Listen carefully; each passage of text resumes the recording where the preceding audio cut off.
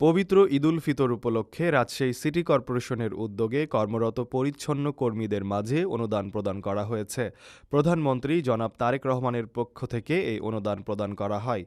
আজ মঙ্গলবার নগর ভবনের গ্রিন প্লাজায় আয়োজিত এই অনুষ্ঠানে প্রধান অতিথি হিসেবে উপস্থিত ছিলেন রাজশাহী সিটি কর্পোরেশনের প্রশাসক মোহাম্মদ মাহফুজুর রহমান রিটন।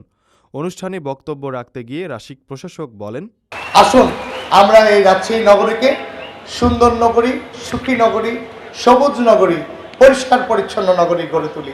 ইনশাল্লাহ সারা বিশ্বে যেমন আমাদের রাজশাহী মহানগরীর নাম আছে, আমরা বাংলাদেশে প্রত্যেকটি সিটি কর্পোরেশনের চেয়ে এই রাজশাহী সিটি কর্পোরেশন একটি আধুনিক উন্নয়ন এবং তথ্য প্রযুক্তির মধ্যে দিয়ে বেড়ে উঠে সবুজ তিলোত্তমা নগরী করবে ইনশাল্লাহ। অনুষ্ঠানে আরও উপস্থিত ছিলেন রাজশাহী মহানগরের বিএনপির সভাপতি মামুনুর রশিদ সহ বিএনপির অঙ্গ সংগঠনের নেতাকর্মীরা। অনুদান পেয়ে খুশি প্রকাশ করেন পরিচ্ছন্ন কর্মীরা। তারা জানান, এই তারিখ জিয়া প্রধানমন্ত্রী হয়েছে, প্রধানমন্ত্রী আমাদেরকে 5,000 টাকা করে এই বোনাস দিয়েছে।